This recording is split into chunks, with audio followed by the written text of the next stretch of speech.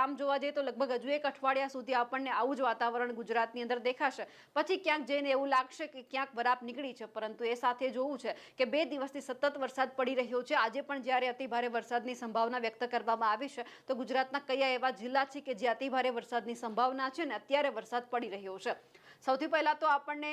જો દક્ષિણ ગુજરાતની વાત કરીએ તો દક્ષિણ ગુજરાતની અંદર જે સુરતની આજુબાજુના જે વિસ્તારો છે ત્યાં આપણને જે વ્યારા છે, સુરત છે, આહવા, વલસાડ આ બાજુના જે બધા વિસ્તારો છે ત્યાં આપણને અતિભારે વરસાદની સંભાવના છે તે દેખાઈ રહી છે, કારણ કે દક્ષિણ ગુજરાત જ્યાંથી ચાલુ થાય છે એ બધા જ વિસ્તારો અત્યારે ક્યાંક વરસાદથી ભરચક છે, એટલે કે વરસાદ પડી રહ્યો છે। થોડા ઉપર જઈએ તો ભરૂચ છે, રાજપીપળા છે,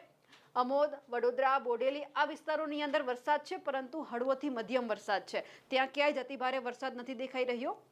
ઘણા વિસ્તાર ત્યાંના એવા હશે કે જ્યાં છૂટો છવાયો વરસાદ પડી રહ્યો છે, એટલે કે હળવાથી મધ્યમ વરસાદની સંભાવના વ્યક્ત કરવામાં આવી છે। અને એ જ વરસાદ જો સવારે આપણે મધ્ય ગુજરાત તરફ એટલે થોડા અમદાવાદ છે, ધોળકા છે, નડિયાદ છે આ બાજુના વિસ્તારમાં જઈએ તો ત્યાં આપણને વરસાદ એટલો બધો નથી દેખાતો, સાવ સામાન્ય છે। અમદાવાદના જો આજુબાજુના વિસ્તારની વાત કરીએ તો ત્યાં વરસાદ હશે, પરંતુ ગ્રામ્ય વિસ્તાર છે કે કોઈ શહેરી વિસ્તારના કોઈક એવા અલગ અલગ જે સ્થળ છે ત્યાં જ આપણને ભારે વરસાદ દેખાશે, કારણ કે થોડીક વાર 5 મિનિટ માટે વરસાદ આવે ને પછી જતો રહે એવું પણ બની શકે